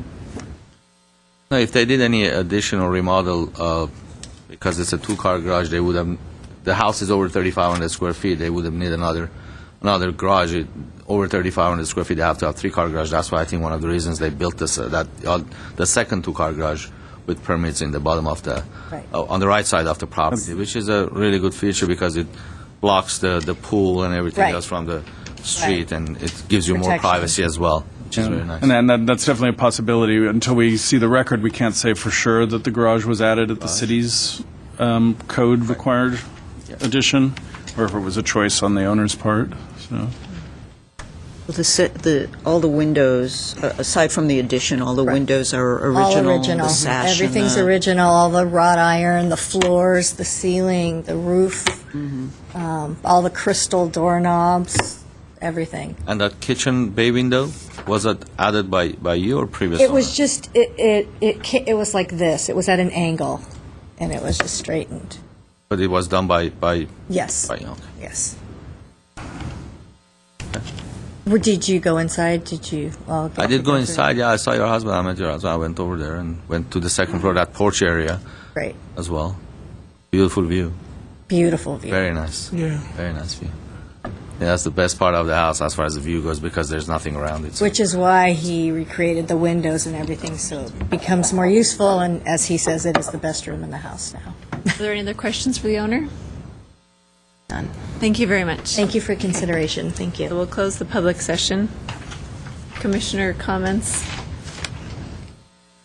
Is there a need to find out any more information on permit, or do we make a decision with what we have today? Did that answer your questions, that it's permitted? Personally, I think we need to find out if that structure is permitted or not. The enclosure of the porch. Okay. Well, we do have that from 2004. Do you just want more detail on what all the work? 2004 permit says remodel. It doesn't. I don't know what does it mean. So It could be the interior remodeling, wiring, plumbing. Jay, do you have the whole set with you? I didn't print out all the Yeah, we permit have. records, but I know you included them all. Yeah, we have the full set. The 2004 permit says new detached garage and interior second floor remodel. On this permit, the second floor remodel is scratched out on that application, suggesting that it was done under a separate permit. We have another permit for the two-car garage. And then we have an application. This is actually a worksheet for the second floor remodel. It says no floor area or no floor increase. I think that means no floor area increase. That cannot be the porch. This is 2004. Well, it was previously enclosed. It was enclosed at some unknown point between 1938 and 2004, and that's what we don't know about, and we don't have permits for. So, if this work is for that area, and the only way we're going to be able to figure that out is based on if we can find the drawings for the 2004 work. I don't think we're going to have clarity based on anything here. Here, there's a note in the comments section on this 2004 permit that there was a 1991 remodel. That's that remodel of the little section they added to the behind kitchen. And the new remodel of 40s. I actually don't know what these notes mean, so. But they did calculate the remodeling, and they looked at the floor area ratio, and at that point it was okay. So, but none of this is telling us exactly what was done, and the only way we would know is to look at the original drawings. I think we can presume, based on the owner's testimony, that the work was done at the terrace area on the second floor. But other than that, there's some mystery still. Well, I think since the permit says no added floor area, so we're assuming that that work was done prior to that. It was enclosed, and there are no permits for it. Right. So do we consider that permitted or unpermitted? It's unpermitted, but the work that they did to enclose that area supersedes that unpermitted work. So the work, theoretically, if this is the area they did work in, is now officially permitted, if it's the area that we're talking about. So whatever work had been done in the interim was either legalized or was completely replaced by the new work under permit. So I feel comfortable saying that the work that we see today is permitted, but I'm a little uncomfortable just because I can't say for sure that it's that area. And your husband was responsible for the... You have to open. We can't ask your questions or have to open Oh, it. sorry, never mind. It's okay, thank you. So if there's any concern that we need clarity on permits, then we hold. Would you prefer doing that to absolutely go on record with the information we have? Yeah, I personally don't have a professional preference. I think the commission could vote one way or the other. We haven't checked the permit history for every single aspect of every change that's been made in houses before. It's wise to do that to some degree, but it's also not necessarily part of the commission's purview as looking at the historic character and the historic significance of the house. Part of what you could do is make a note. If you were inclined to recommend designation, you could ask as a condition of that recommendation that staff explore this issue so that we can explain it with clarity to City Council. You could also ask for continuation to, we could come back to the next hearing and present whatever we're able to learn. Or you could just vote to approve or deny or recommend that. I mean, I don't have a problem with nominating the property because I think it deserves to be nominated, but I think it has to be clear because if I have a property and I have an unpermitted addition to it, just because I change everything and change my windows or my roof or my drywall, it doesn't make it permitted. So since we're getting into city is getting into a contract, I think it's important for us to make sure that the addition is permitted. And it goes towards the square footage of the house. It increases the square footage of the house, which is good for the owners as well. Because when it says no addition, it means the porch is not included. No, it doesn't mention an addition, so. That's what I'm saying. If it was not permitted before and it doesn't mention an addition, so it doesn't, that means that it's not being added to the entire Right. house. Yeah, before So- 2004, this area was enclosed and would have With been no treated permits. like, apparently, would have been treated like interior space, so anyone going to the house or using it would have felt this was inside the house, and it was that way since we actually don't know when it was fully enclosed. So we're probably never going to know that. We're never going to find that out. All we could find out is if the 2004 work was done in this area, and if it was, then we can say, yes, it was permitted. So does a condition work for you that it would be verified prior to, or you'd like us to come back? What is your... No, I condition will work for me. I don't want to, don't get me wrong, but I think if you have a property and there's an unpermitted structure on it and city finds out about it, they either make you legalize it or make you tear it down, one or the other. They don't let it go because it was done 20 years ago. It's just we don't want to be in that position later because we're getting into a Mills Act with the owners, and it's good for them as well. I mean, they have to know. Are there other commissioner comments? Let's get everything on the table. Any other thoughts on the property, or? I think if we put it in as a condition, I think that would more than be adequate. And like Jay said, a lot of the houses, we don't go through all the permits and everything else, so this is a little out of our area, though I do agree with Commissioner Vartanian that we should... Garpetian. I'm sorry, Garpetian, Okay. sorry. Now, since this addition is done and is visible from the street as well, it's in the front facade of the house, and Well, I want to just do your comments. Go ahead. Please. Okay. So that issue aside, which I think we'll add as a condition, I just simply, can you go back to a picture, Christina? I just want to take a moment to just say that I unfortunately was not available to walk on the property yesterday, but it's a property that I have long admired. It's just the harmony of the architectural elements. This is one of those houses where you really see sort of the harmony in the three arched windows on the main part of the home. And then those are echoed by the three arches of the open loggia. And then above the three main windows, you have those six, which is a multiple of three windows with 6/1 lights. And so it's just very classic and classical. And I think on the south facade, we see that emphasis again. Just a very, very beautiful rendition and execution of that Mediterranean style. So, thank you for bringing it forward.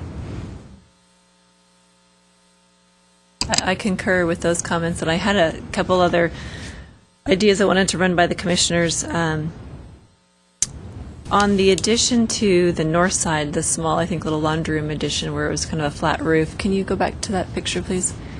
I know you said it's not visible from the street, but it is visible from the street if you look. And my thoughts would be to have the roof on that be Spanish tile so that it really fits in and isn't just kind of a box hanging on the side. So as far as I noticed in the Mills Act contract, you had no work improvements to be made. That I think would be kind of a consideration to try to tie that portion in with the house a little more. I also think an opportunity would be at the pool area.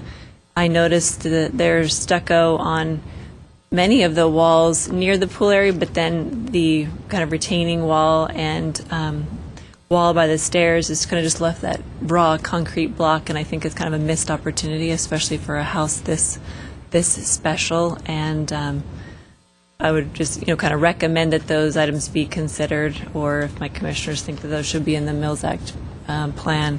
I think sometimes the pool areas get kind of lost. And if we're talking about the whole entire property, it could really kind of tie the whole thing together a little bit better with finishes and materials that are more historic that would relate to what you've done to the house. Those were my only two things. And the last thing, more of a maintenance issue. The deck looked like it had some dry rot potentially, and probably look at that carefully. It seemed to have even some holes and things eaten away, just even for safety issue. We might want to look at that. Other than that, I think it was a beautiful historic home. I loved kind of the reference to the church styling. You could definitely kind of see that in some of the stained glass and some of the staircase and balustrades that were there. Just really, really beautiful architecture. So I would be pleased to recommend this to the Historic Register. If there are not any other comments, we could go to a motion. Oh, go ahead. And I just wanted to throw out, in terms of adding the roof to the addition at the north, we acknowledge that it is, slightly visible from, that narrow aperture looking up. Just in preservation terms, sometimes it may, or the commission might want to consider whether it's better to just leave a modest addition like that as it is, rather than creating a layer of history on top of it that never existed. And in the Secretary of the Interior standards, that would be a step away from the standards to do something like that. While it would be possibly an aesthetic improvement, I think the commission should just weigh those concepts in making that decision. Okay. And if you do decide to want a roof on it, just let us know when you want a hipped roof or what you want to see there. Just, for consideration for the commission.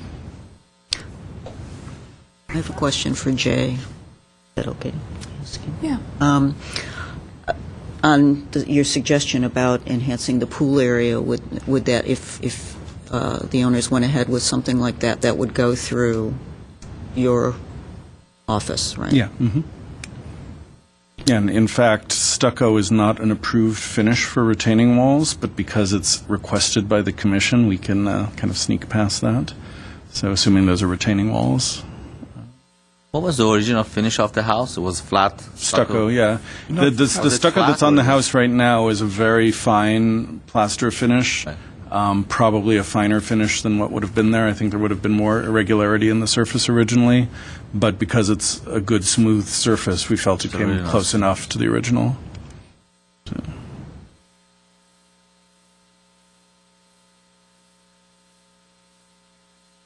I think the differentiation on the roof you were referring to does warrant consideration. Did I say differentiation? That's not what I meant. I'm sorry. I think that the differentiation in this case is that the aesthetics trump the differentiation, and that it would be a nice thing to be able to create continuity there. So I agree with you. Any other thoughts on that? Yeah, I'm fine with that. Well, so Should we move to a motion? I'll move that the HPC recommend to the City Council that the property at, yeah, we've got the wrong, 1440 North Maryland be designated as a historic resource in the Glendale Register of Historic Resources based on the findings identified in the staff determination and with the condition that the stucco at the pool areas be, what do we want to Do you want say? me? I could run you through the conditions if you'd Yes. like, and then you can. We will have a condition that stucco be added to pool area walls that are currently not finished with stucco to match the existing stucco-clad walls. A condition to repair the wood deck as necessary.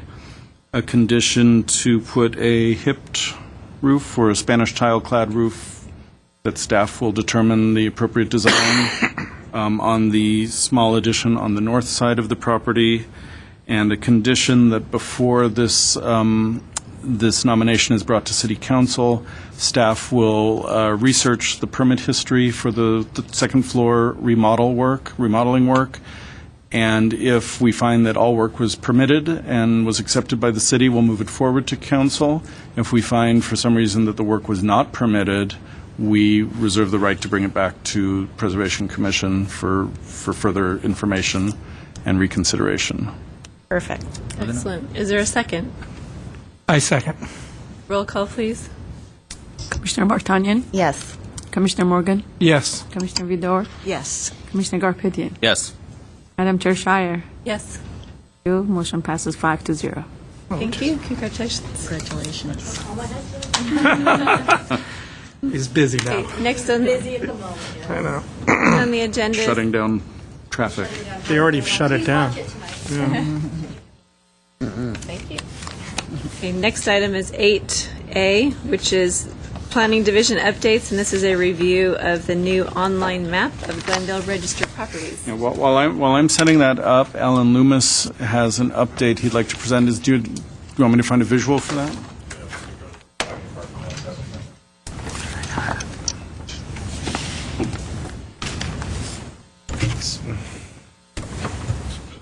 Off the agenda, but we need to make a quick announcement. Next Thursday, October 3rd, the Community Development Department is hosting a planning outreach event at the Glendale Metrolink station. We have a grant through Metro, the Regional Transit Authority, to evaluate planning policies and zoning standards near the Metrolink station. As part of that grant, we got a decent amount of money to do outreach and kind of meet up with people who might have opinions about the neighborhood. So we've taken the tact of doing a very somewhat unconventional approach to talking to people about what they'd like to see, kind of with the presumption that sitting around a bunch of tables with planners looking at maps that have colors, as you know, you look at zoning maps, all these colored maps, is very abstract and not very engaging and not terribly fun and doesn't tend to bring out a wide range of people. So the event we're hosting on October 3rd will include a number of surveys that will be asking people who might come out for attendance, and a kind of urban scavenger hunt, if you will. But the kind of keystone to sort of bring people out to the event and sort of get them to interact and explore the neighborhood is going to be a screening of the movie Double Indemnity. And I'd like to thank Commissioner Vidor for hooking us up with the distributor of that movie. If you don't know, Double Indemnity is a classic film noir film in which one of the key scenes at the opening of the movie is actually shot at the Glendale Metrolink station. So for film buffs, it'll be a fun opportunity to see classic film at one of the locations where it was shot. The movie's going to start at 7 o'clock and be done just in time so that if you want to take the train back home, you can catch the last train leaving. Does it go to North Glendale, the train? It doesn't go to North Glendale, but if you're headed in Van Nuys or Palmdale, if you're a commuter coming into downtown, you'll be able to catch it. But before that, at 6 o'clock, we're going to have food trucks coming, the famous Kogi taco truck, as well as the grilled cheese truck and the Cool House ice cream truck will all be showing up at 6. And at 5 o'clock, we will have our urban scavenger hunt. Participants in the scavenger hunt will be eligible for a $10 voucher for the food truck. So basically, if you come at 5 and explore the neighborhood with us, you might be able to get a free meal for the night. The movie screening is free. Everything is free for the event except for the cost of buying your food. And like I said, we're going to have some different activities that if you participate, will give you vouchers of various $10, $5, $3, $2 for the food trucks. And Jay has the information up. We're all over Twitter and our department Facebook website, but if you go to the Community Development's website within the city's website, you'll at ci.glendale.ca.us, you'll be able to find the link to this Eventbrite link, which will give you more information. We're having asking for RSVPs on the website more, so we just have a sense of how many people are coming, but not necessary for RSVPs to be made in advance. People can just show up, and we're hoping to have a good crowd. Excellent. Thank you. Okay, and then our other update is, so I shouldn't have left that behind. We are happy and pleased to announce that we have a new tool. Hold on a second while I'm thinking. Our crazy web address. We have a new tool to help people learn more about our designated historic resources in Glendale. And this is a Google map that we have put up on the preservation page. So for anyone in the public who isn't familiar with the city's website, if you go to www.ci.glendale.ca.us/planning, you'll come up with the planning homepage, and then over on the left we have our special, beloved historic preservation section. And click on that beloved section, and theoretically something happens. Yeah. Things were so much slower back then.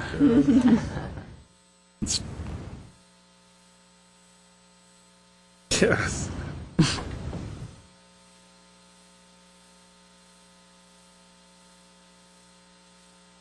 Skip a step. Okay. You go to the planning website. Theoretically, you click on historic preservation. You come up to our page, and then we have our link for we have it here for Glendale Register of Historic Resources, and then we have the third link down is map of registered properties.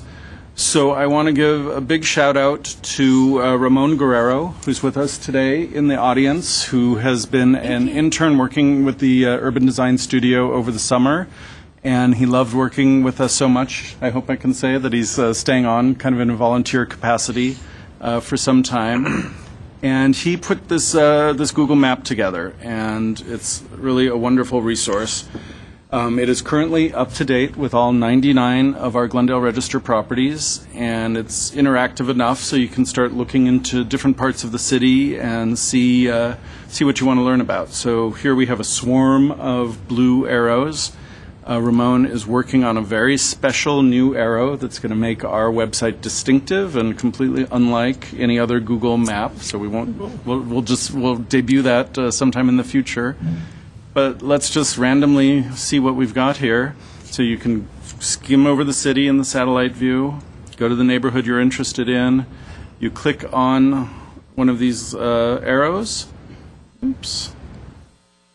And we should be finding the Blumenthal house there, but that's not happening. So let's do this again. I knew there was danger in doing this live show, but I thought it was worth it because very cool resource. So let's pick another one. Here we have.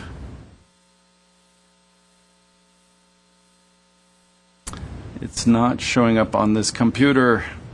This is the setting. It could be the setting. Pop-ups or something. Yeah. The danger of using historic web browsers, too. Does anyone know how to change a setting like that real fast? He does in the Ramon, back.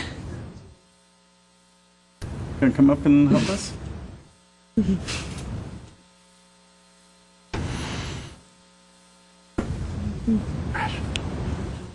Yeah.